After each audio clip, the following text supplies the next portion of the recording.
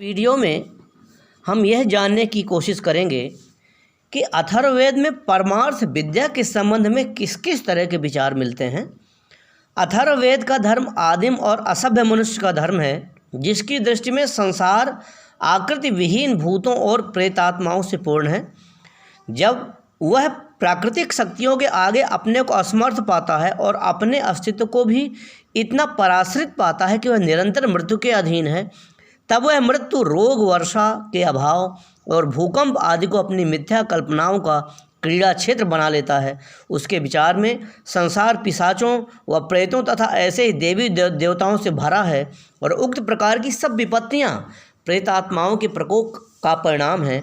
जब कोई बीमार पड़ता है तो वैद्य को न बुलाकर जादू टोना करने वाले ओझा को बुलाया जाता है और वह रोगी के शरीर से प्रेतात्मा को खुश करके भगाने का मंत्र पढ़ता है। भयानक शक्तियों की क्षुधा को केवल मनुष्यों अथवा पशुओं की बलि देकर ही उसके रक्त से शांत किया जा सकता था। मृत्यु के भय ने मिथ्या विश्वासों की डोर को ढीला किया। मैडम रिगोजिन लिखती हैं, हम यहाँ ऋग्वेद के ऋषियों द्वारा विश्वास और कृतज्ञता के साथ संबोधित किए जाने वाले उज्ज्वल, प्रसन्न और उपकारी देवताओं के स्थान पर और उनके विरोध स्वरूप काले रंग के डरावनी सूरत के दैत्यों वाला एक ऐसा मायावी संसार पाते हैं जो मन में निम्न कोटि का भय उत्पन्न करता है और जिसकी आर्य लोगों ने कभी कल्पना तक नहीं की थी। अथर्ववेद प्रतिपादित धर्म इस प्रकार आर्य और अनार्य विचारकों का एक प्रकार का सम्मिश्रण है। ऋग्वेद एवं अथर्ववेद के बीच के भेद का वर्णन बिटनी ने इस प्रकार किया है। ऋग्वेद में लोग देवताओं के समीप श्रद्धा से भरे हुए भय के साथ पहुँचने का साहस करते थे, किंतु साथ साथ उनके प्रति प्रेम और विश्वास का भाव भी रखते थे। पूजा का फल उन्हें प्राप्त होता था, अर्थात पूजा आराधक की आत्मा को ऊंचा उठाती थी। दैत्य, जिन्हें साधारणतः राक्षस कहा गया है, भय के कारण थे और देवता उन्हें परे रखते थे एवं उनका विनाश करते थे। इसके विपरीत अथर्ववेद में ऐसे देवताओं के प्रति एक प्रकार का ऐसा भय पाया जाता है जिसमें चाटुकारिता आवश्यक है, जिसे देवता जिनके कोप को शांत करके चापलूसी द्वारा उनका कृपा पात्र बनने की आवश्यकता थी। यह पिशाचों व राक्षसों के समूह को भिन्न भिन्न श्रेणियों में विभक्त करके उनके सामने नतमस्तक होकर प्रार्थना करता है कि वे कोई नुकसान न करें। मंत्र और प्रार्थना, जो पुरातन वेद में भक्ति का साधन थी, यह मिथ्या विश्वास का एक प्रकार से अस्त्र है। यहाँ मनुष्य अनिच्छा प्रकट करने वाले देवता से चापलूसी द्वारा अपने अभिलाषित पदार्थ को बलपूर्वक छीनता है, और जबकि ऋग्वेद के काल में उपासक मंत्रों द्वारा देवता को प्रसन्न करके अपने इष्ट पदार्थ को उसके प्रसाद रूप में ग्रहण करता था।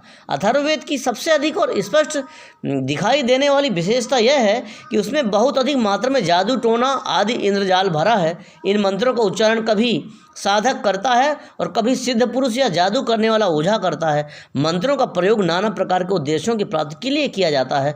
ऐसे भी सूक्त हैं जिसमें किसी एक प्रक्रिया द्वारा अथवा संस्कार को बहुत ऊंचा उठा दिया गया है और उसका महत्व ऋग्वेद के पावमान सूक्तों के दिए गए सोम के समान बतलाया गया है। दूसरे सूक्तों को, जो कल्पना एवं मिथ्या विश्वास परक हैं, सूक्तों में गौण रूप दिया गया है, किंतु तो भी ऐसे सूक्तों की संख्या बहुत अधिक नहीं है। जैसे कि इस बात को ध्यान देने में रखते हुए कि आदिम वेद के परिवर्ती काल में हिंदू धर्म का कितना अधिक विकास हुआ, स्वभावतः आशा की जा सकती थी। मुख्यतः ऐसा प्रतीत होता है कि अथर्ववेद केवल पुरोहितों का धर्म न होकर जनसाधारण में प्रचलित धर्म के रूप में है। वैदिक काल के आधुनिक काल में संक्रमण के समय यह एक प्रकार के मध्यम मार्ग के रूप में था और उच्च आदर्श वाले ब्राह्मणों की अपेक्षा अशिक्षित साधारण जनता का धर्म था, जिसमें मूर्ति पूजक और मिथ्यावादी ही अधिक थे। विशुद्ध वैदिक धर्म का स्थान जादू टोना वाले बच्चों के समान जादूगरों में मिथ्या विश्वास रखने वाले और जादू विद्या के ऊपर अधिक भरोसा करने वाले धार्मिक संप्रदाय ने ले लिया।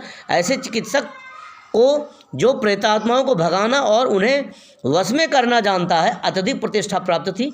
हम ऐसे तपस्वियों के विषय में सुनते हैं जो तप के द्वारा प्राकृतिक शक्तियों को वश में कर सकते थे।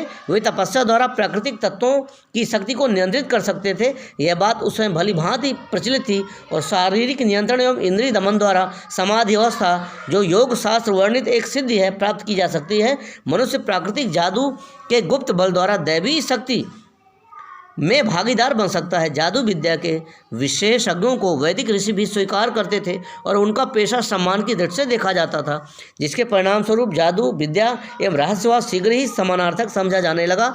हम ऐसे लोगों को पाते हैं जो पंचाग्नि में बैठे हैं, एक टांग पर खड़े हैं, सिर के ऊपर एक बाएं उठाए हुए हैं, और यह सब वे प्राकृतिक शक्तियों को वश में करने के इरादे से और देवताओं को अपनी इच्छा के अधीन करने के लिए करते हैं। जहाँ एक और अथर्ववेद हमें भारत के मिथ्या विश्वासों में फैले हुए दैत्य विज्ञान का विचार देता है, यह कई विषयों में ऋग्वेद से भी आगे बढ़ा हुआ प्रतीत होता है और कई तत्व इसमें एवं उपनिषदों और ब्राह्मणों में एक समान हैं। हमें उसमें काल, काम एवं अकम्भ की पूजा मिलती है। उन सब में अधिक महत्वपूर्ण स्कंभ है। वह एक परम तत्व है जिसे अव्यवस्थित रूप में प्रजापति, पुरुष और ब्रह्म का नाम दिया जाता है। इसके अंतर्गत समस्त देश और काल, देवता और वेद तथा नैतिक शक्तियाँ आती हैं। रुद्र पशुओं का अधिपति है और वैदिक धर्म एवं परवर्ती शिव पूजा के बीच की कड़ी के रूप में है।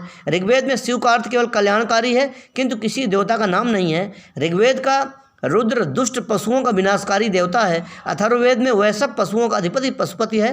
प्राण का स्वागत प्रकृति के जीवन तत्व के रूप में किया गया है। महत्वपूर्ण शक्तियों के सिद्धांत का, जिसका परवर्ती भारतीय आध्यात्मिक विद्या में स्थान स्थान पर वर्णन आता है, सबसे पूर्व यही वर्णन मिलता है और संभवतः या ऋग्वेद के वायु तत्व का विकास हो सकता है। यूँ तो ऋग्वेद प्रतिपादित देवता पुरुष एवं स्त्री दोनों लिंग के पाए जाते हैं, लेकिन पुल्लिंगवाची देवता अधिक मुख्य हैं। अथर्ववेद में स्त्रीलिंगवाची देवताओं पर अधिक बल दिया गया। इसमें आश्चर्य की बात नहीं है, क्योंकि तांत्रिक दर्शन के दार्शनिक ग्रंथों में यौन विषयक आधार बन गया। गाय की पवित्रता को स्वीकार किया गया और ब्रह्मलोक का वर्णन भी अथर्ववेद में मिलता है। नरक का वर्णन नरक नाम से ही किया गया है। अपने संपूर्ण भय, त्रास और शारीरिक यंत्रणाओं के साथ नरक पर्याप्त मात्रा में सुपरिचित है। अथर्ववेद के जादू विद्या विषयक भाग पर भी आर्यों का प्रभाव पड़ा है। यदि जादू विद्या को स्वीकार करना ही है तो अगला उत्तम कार्य उसे परिष्कृत कर लेना है। बुरे जादू की निंदा की गई है और उत्तम जादू को प्रोत्साहन दिया गया है। बहुत से इंद्रजाल पारिवारिक एवं ग्रामीण जीवन में समानता लाने में सहायक सिद्ध हुए। बर्बर और रक्त रंजित यज्ञ निषिद्ध ठहराए गए और जो आज भी भारत के उन भागों में जहां आर्य सभ्यता नहीं पहुंच सकी है प्रचलित हैं। अथर्ववेद की पुरानी संज्ञा अथर्वांगिरस यह प्रकट करती है कि इसके अंदर दो भिन्न भिन्न स्तर थे, एक अथर्वन का और दूसरा अंगिरस का। पहले भाग में कल्याणकारी विधियों का वर्णन है जिनका उपयोग रोगों की चिकित्सा के लिए होता था। उसके विरोधी विधानों का वर्णन अंगिरस में है। पहला चिकित्सा परक है और दूसरे में जादू टोना आदि का विधान है, और इस प्रकार इस वेद में दोनों की खिचड़ी है। अथर्ववेद को जो बहुत प्रकार के समझौते के समन्वय का परिणाम है, ऐसा प्रतीत होता है कि वेद की कोर्ट में मान्यता प्राप्त करने के लिए कई प्रकार के संकटों में से गुजरना पड़ा। इसका मुख्य विषय मंत्र तंत्र होने के कारण इसे अनादर की दृष्टि से देखा जाता था। उसने भारत में निराशावादी दृष्टिकोण के विकास में बहुत बड़ा काम किया। मनुष्य शैतान और प्रलोभक में विश्वास भी करे, फिर भी जीवन में सुख प्राप्त कर सके, यह नहीं हो सकता। इस प्रकार दैत्यों को निकट देखकर मनुष्य जीवन से भयभीत हो जाता है। अथर्ववेद के प्रति न्याय करने के विचार से यह स्वीकार करना पड़ेगा कि इसने भारत के वैज्ञानिक विकास के लिए मार्ग तैयार किया।